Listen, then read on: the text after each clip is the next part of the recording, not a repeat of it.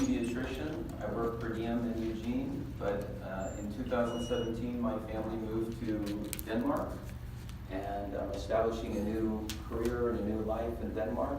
And I wrote a study with these two wonderful co-authors it was a systematic review about ASQ and ASQ-SE screening, and it was a comparative study looking at the United States compared to Scandinavia. This is, I should go back and point out my co-authors. Nina Madsen-Schou. She's a Danish child neuropsychologist based out of Copenhagen. Wonderful person to work with.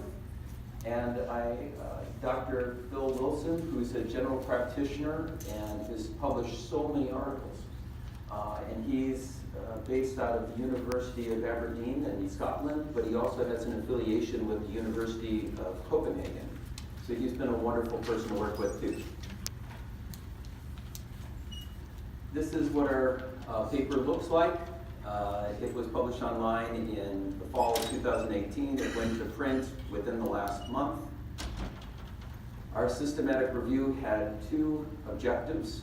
The first was how do different developed countries, the United States, Denmark, Norway, and Sweden, use the same two parent-centered developmental behavioral screening tools, the Ages and Stages questionnaire and the ASQ social emotional, or the ASQ-SE, in children from birth to 5 years. The second objective of this review was to take a closer, deep down look at the effectiveness, the feasibility, implementation, considerations for at-risk populations, follow-up steps, and research gaps of universal ASQ and or ASQ-SE screening, and this is based on empirical data. I would like to acknowledge that there were two articles in particular that helped me to write a better article.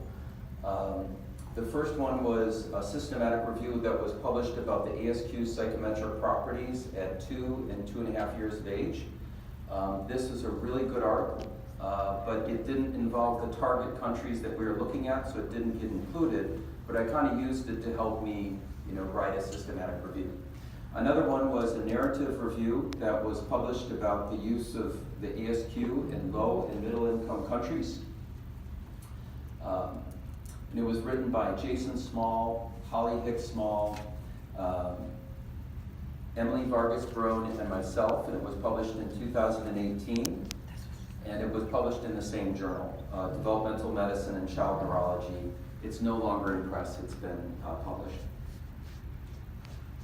So I'm not going to spend a lot of time in this slide. When we sent this for publication, we knew that one of the main questions we were going to get from the reviewers was, why did you choose the ASQ and the ASQ-SE? And the reason, in addition to all these other reasons you see on the slide, is that it's the common denominator tool that's being used both in Scandinavia and in the United States. And in the United States, we have another very common developmental screening tool called the Parents Evaluation of Developmental Status, or the PEDS, but it's actually not being used in Scandinavia. In Scandinavia, have many other tools that they're using in different municipalities, but we're not actually using those same tools in the United States. So this allowed for a better comparison of how we use screening instruments. For our systematic review, we looked at 6 international databases, and there were 3 Scandinavian-specific databases that we looked at. We used a medical librarian both from the United States and from the University of Copenhagen, and the medical librarian from Denmark was helpful, and Nina Madsen-Schou was very helpful for looking at the Scandinavian-specific databases. Key terms in the scope of each search was limited to studies that were conducted on children 0 to 5 years of age in the target countries. References for each article were reviewed to identify additional articles. The lead author, Dr. Jane Squires, who's here today, she was kind enough to share with us her comprehensive list of ASQ articles, and we methodically, it took a long time, cross-checked our articles with hers. And we also looked at the agesandstages.com website to identify additional published articles. We did not include non-published poster presentations at scientific conferences. They had to be peer-reviewed studies. In summary, there were 9 databases, that's a lot, and we had 1,689 references that were published from 1988 to the year 2018. When we did the whole process of which articles to include, we came down to 127 articles that were included in our review. And then, using Covindon's online software for systematic reviews, we categorized the articles. And for critical appraisal, with the guidance of Dr. Phil Wilson, he suggested that the best tool to use for critical appraisal would be the CAST checklist, which is the Critical Appraisal Skills Program.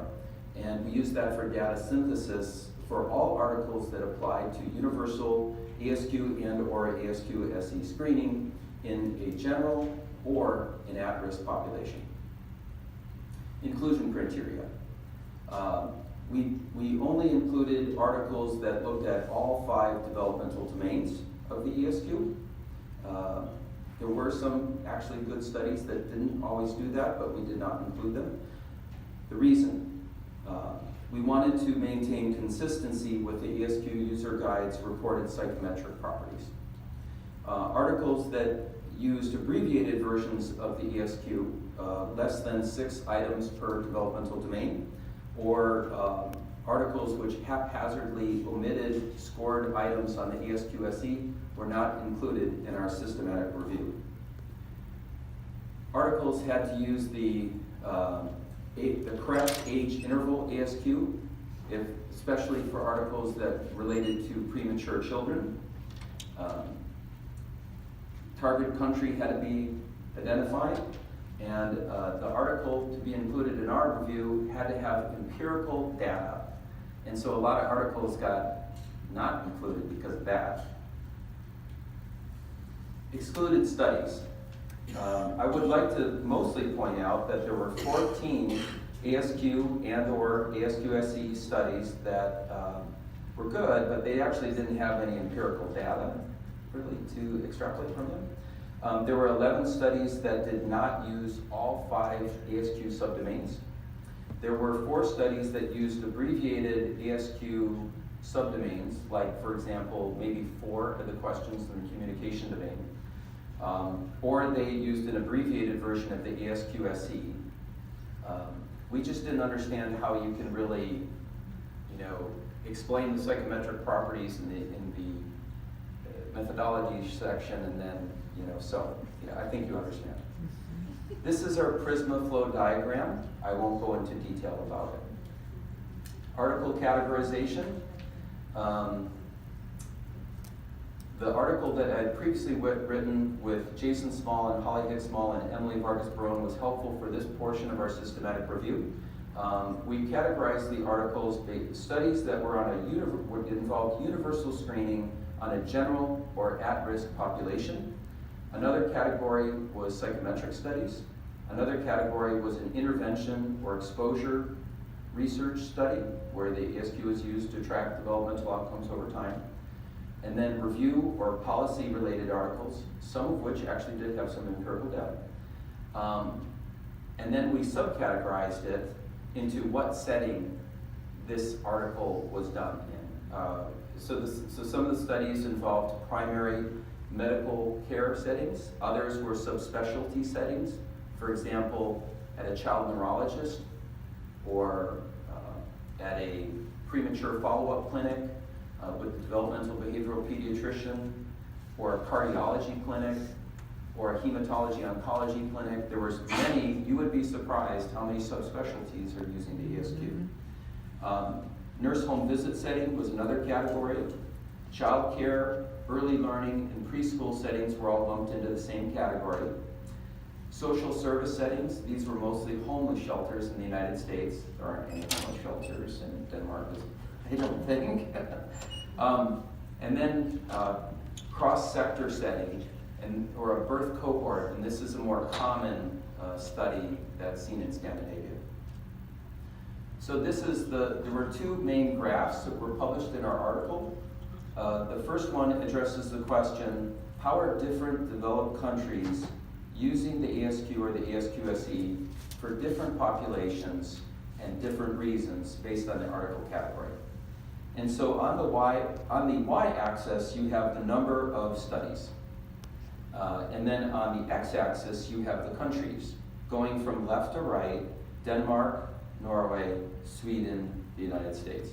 And then within each country, you see the bar graphs.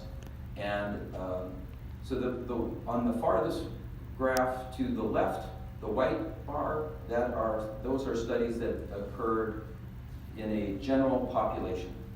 And then the next one is studies that occurred in an at-risk population. And then the next one is psychometric studies. And then the next one is intervention-based research studies. And then the furthest bar graph to the right is review studies. This is the second bar graph that got generated from our review. In what setting is the ASQ and ASQSE being used or researched based on the country? So this one, to me, was kind of interesting. Again, on the y-axis, we have the number of studies. On the x-axis, this time we have the setting. So we have primary care settings, subspecialty, nurse home visit, early learning, preschool, social service, and cross-sector settings. And then going from left to right, we have the country: Denmark, Norway, Sweden, US. US is the white bar, Sweden is the black bar, and then Denmark is furthest to the left, and then Norway's after that. So yeah. So what I want to explain to you is what the data showed to us after a lot of discussion and a lot of emails back and forth. Unsurprisingly, the United States, where the ASQ was developed, has the highest number of overall studies. There were 90 studies that were included in our review, and it had the highest number of psychometric studies, 14. Most US studies, the empirical data said that they supported the ASQ and the ASQSE as being well standardized, accurate, reliable, low cost, feasible for use in a busy office setting. But there was some variability a little bit, but generally that was the trend. Most US studies involve universal screening in a primary care medical setting, either in a general or an at-risk population.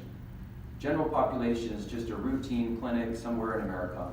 An at-risk population might be a medical home for foster care children or something like that. Other comparative lessons that we learned is that when we were doing our inclusion-exclusion criteria, we did notice that researchers are routinely not describing any data. There's no empirical data in their articles about the ASQ's overall section. And this was a little surprising to us. No studies measured or analyzed the results in the overall section, which are 6 to 9 items at the end of the ASQ and ASQSE that do not get scored. And so this makes me wonder if researchers are ignoring the overall section. Are clinicians ignoring the overall section? In my own practice at B-Self Medical Group in Eugene, Oregon, I have noticed that some other providers might not even look at the overall section. And I think I think some of those questions in the overall section are very important to look at before you interpret the results of the ASQ or the ASQSE. It's unclear to me how the parents' responses in the overall section actually affect its validity. And it is my advice at this conference that the overall section, you might want to consider making it measurable in some way, shape, or form. Because if you did that, I think researchers could better research it and help make it a better tool. Scandinavian lessons learned. In Scandinavia, the ASQ and the ASQ-SE is primarily used to track or monitor developmental and behavioral differences in children over a period of time after they've had an environmental exposure, something like umbilical cord clamping, something like that, or if they've been involved in an intervention group such as a parenting program, and then they track the children over time. That's the more typical type of study in Scandinavia. But we found that actually few Scandinavian studies were using the ASQ or the ASQ-SE for its original purpose, which is to for the early detection of developmental delays and social emotional problems in a general or at-risk population. Specifics about the individual countries. Norway, we found, had 5 supportive psychometric studies on the second edition of the ASQ. So, gratulerer med Norge, or congratulations to Norway. The psychometric research is still needed on the ASQ-SE. And Denmark had 2 psychometric studies involving the second edition of the ASQ, and 1 study about the second edition of the ASQ-SE. However, more up-to-date versions, but more norming and validation is needed throughout Scandinavia. But to Denmark.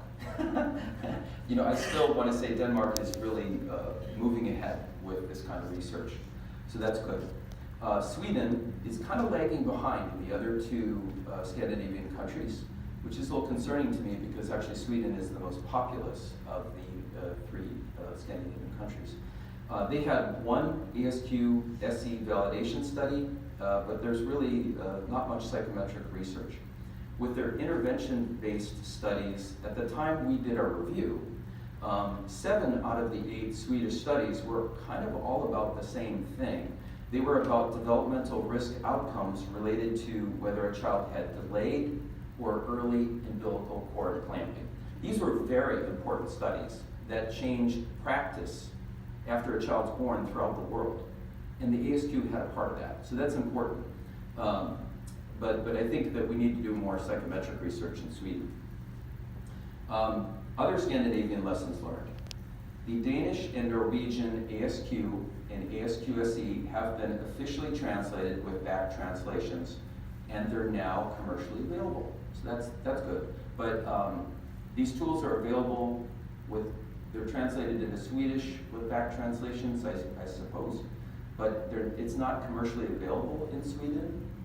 And so that might be why it's only being used by researchers in Sweden. And I think that it's all kind of new to Scandinavia, and so it's mostly being used in research settings, not clinically per se. There were actually 14 fairly well done Danish studies involving the ASQ. That was more than Nina and I expected. Maybe not Nina, but me. Yeah. And I think when I think about Scandinavia based on living there and talking to people, I think the best setting to use these tools in Scandinavia is at sundhedsplejerske, or the health home visit nurse setting. Unfortunately, that only goes until about 12 months. And so maybe up to 15 months. They see the kids all through school as well. Oh, they do? Okay, yeah, But so. not very often. Yeah. So, but not as frequently after 12 months. Mostly they have a schedule in the first 12 months. Norway. The Norwegian second edition ASQ has been normed and validated, but actually it became out of date in 2015 because every 10 years it's supposed to be renormed and validated. When I was looking at the Norwegian studies, I found some interesting data. One of it is that when analyzing 4 Norwegian-based population samples with the 6-month ASQ, it showed few relevant clinical differences compared to the US samples. So that's interesting. Then the Janssen 2004 study found that the Norwegian second edition ASQ had mean domain scores and cutoffs that were actually quite comparable to the US normative data.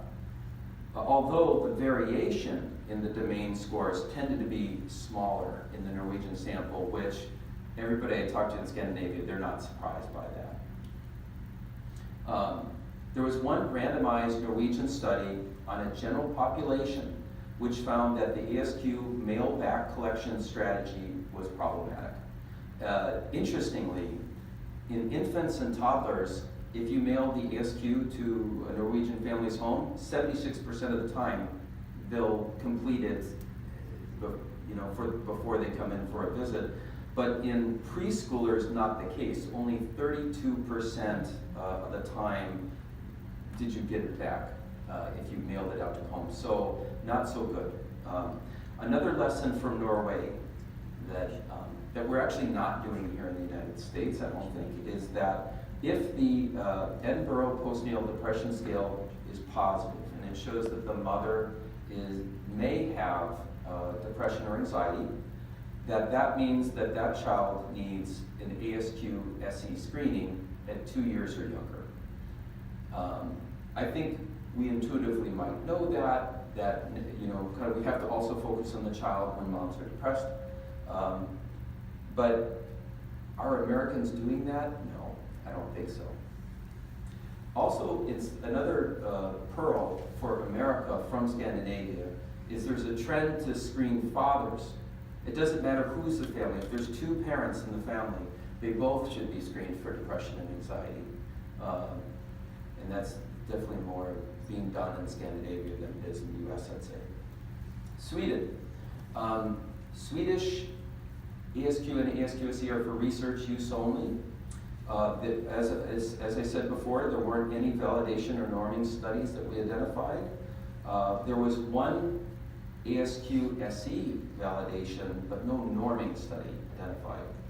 However, actually, the ASQ and the ASQ SE is being used now on a larger scale basis in the Västerbotten area of Sweden.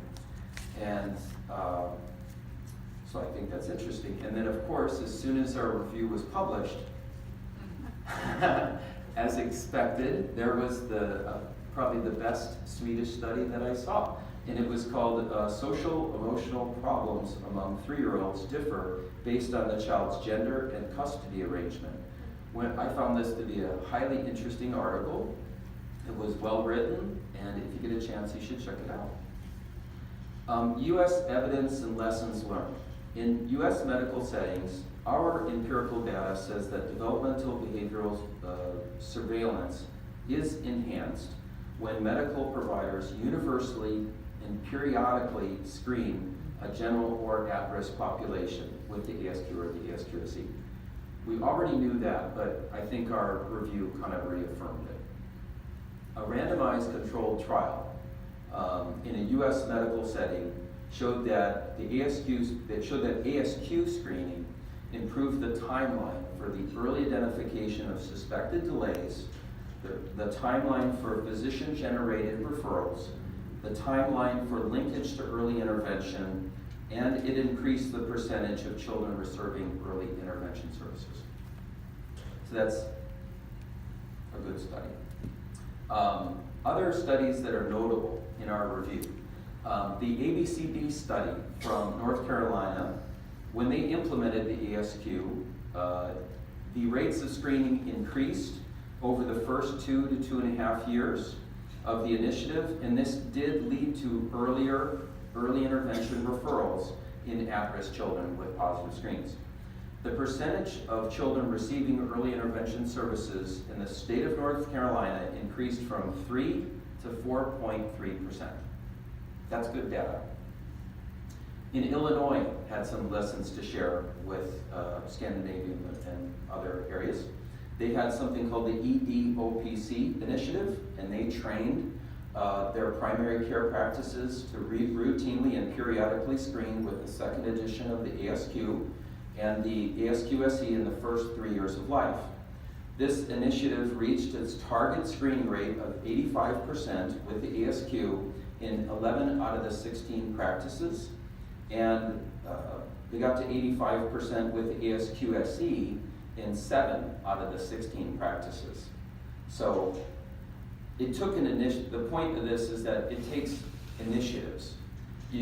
Just doing it, we need organization, and when you try and do this in another country, it takes quite a bit of effort and work and organization. Other U.S. lessons for Scandinavia. System-wide care coordination is helpful.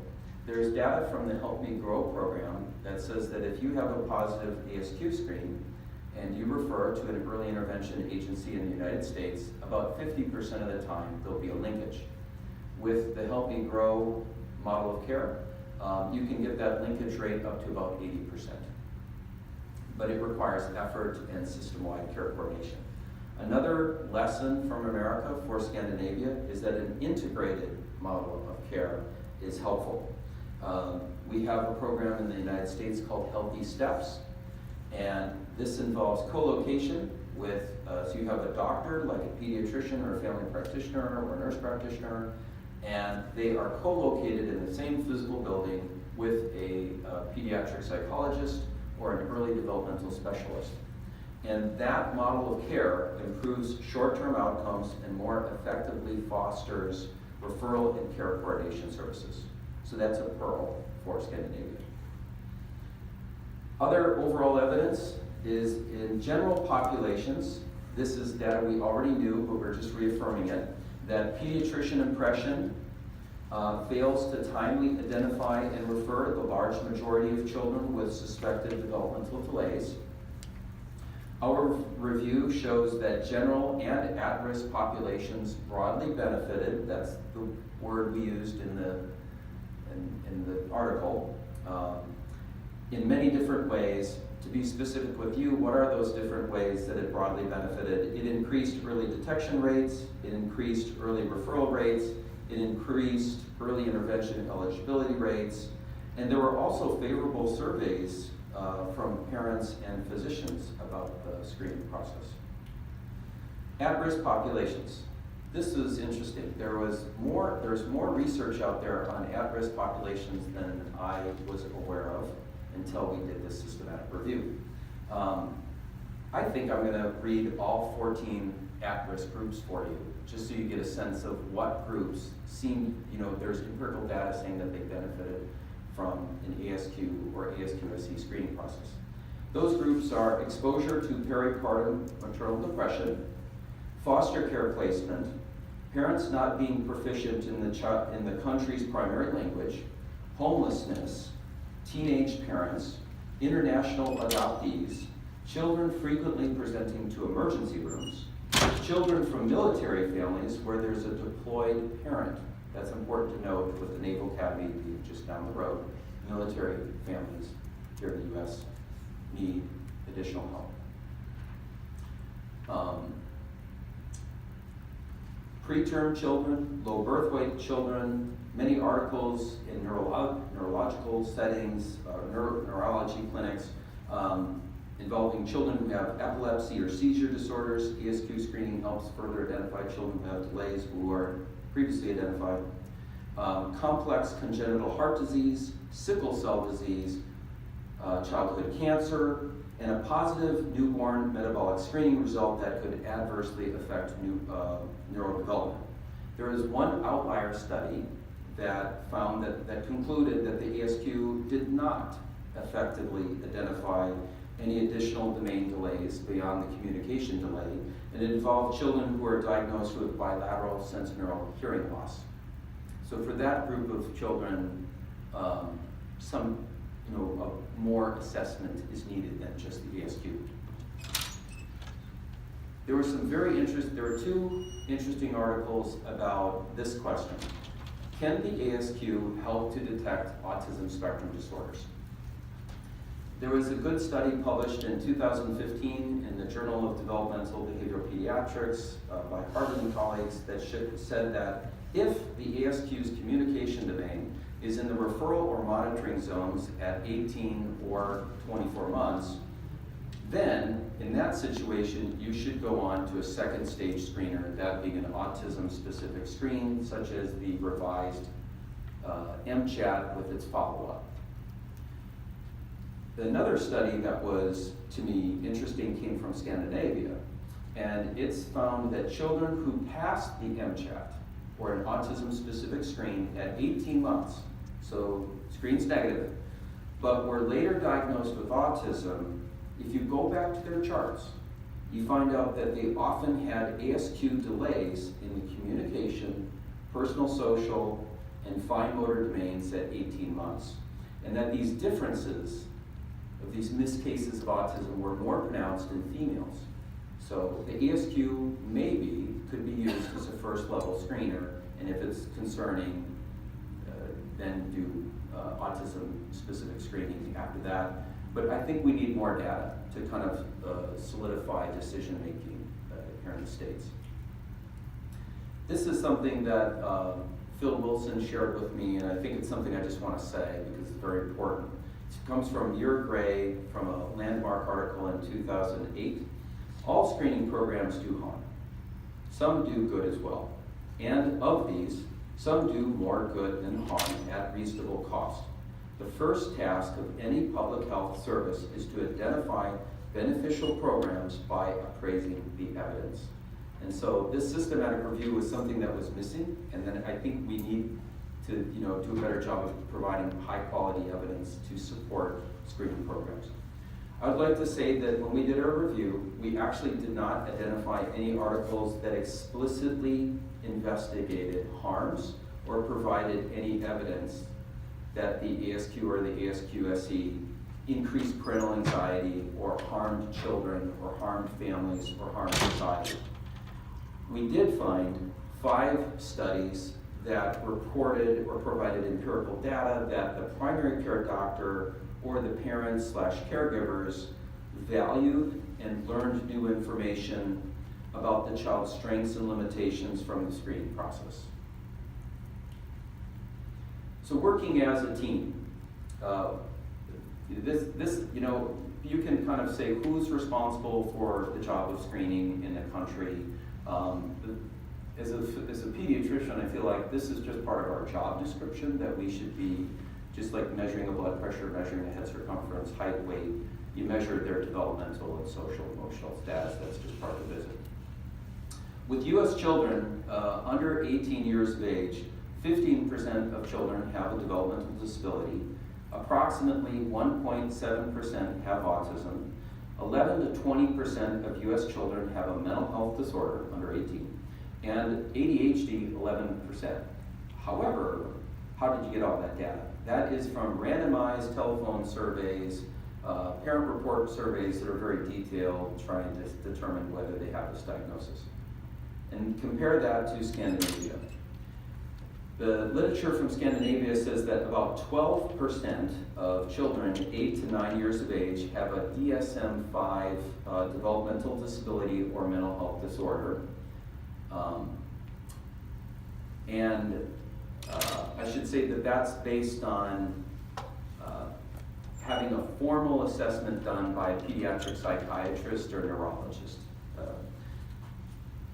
In Scandinavia, apparently, I looked it up, and the best study out there is that about 1.15% of children have autism. So it's not actually the same prevalence as US, but they have different methodology for how they determine the diagnosis. And in Scandinavia, specifically in Denmark in 2006, they said 5% of their population had ADHD. Compare that to the US. In the United States, what is the best setting for developmental and behavioral screening? These are the 3 settings I think work the best. Medical homes with family practice doctors or pediatricians, the medical sector. Home visit settings, specifically the nurse-family partnership program. That's a great setting for these tools. And maybe in a program such as Head Start or Early Head Start, those are probably the best settings for these tools, I'd say. I'm not so sure that there's enough supervision with private or home-based daycares in the United States, but other people may disagree. In Scandinavia, after living there for about 20 months, I do not have the sense that general practitioners in Denmark think that it's their job to do developmental or social emotional screening. That's just based on me talking to about 15 different general practice doctors. They feel busy, they feel very overwhelmed. They feel like they have too many things to do at their visit. They're caring for people from the day they're born until they, around the time they die. They see themselves as like, the general practitioners basically decide whether you need to see somebody else. And they're not, I don't think they're enthusiastic about adopting screening yet. So I think the best setting in Scandinavia to start off with is synhusparsk, or the health nurses who come out to the homes and see children in the first 12 months of life. I think that when you start a program in a different country, you have to do it in a stage-wise manner. You can't just go all out. And so I think that would be the push in Scandinavia. I would, in the United States, I think many people here in this room are familiar with the recommendations of the American Academy of Pediatrics: 9 months, 18 months, 24 to 30 months for developmental screening. But in 2017 to 2018, a study said that 30.4% of US children were receiving a parent-reported developmental screening, and that the state-specific variance ranged 40 percentage points. So in Mississippi, 17% of the children are getting a developmental screening. In Oregon, 60%. So there's a lot of variability. I'm going to end soon, don't worry. Social emotional screening. In the United States, we do screening as needed in the first 5 years of life. But many medical homes are now thinking about using the ASQ-SE as a kindergarten readiness instrument, or at least to help determine whether the child is ready for kindergarten. The two favorite times I like to use the ASQ-SE is at 18 months and 48 months. One thing I wanted to point out is that there was a study from Briggs and colleagues in 2012. It was published in Pediatrics. This is the graph of what percentage of children had a failed ASQ-SE.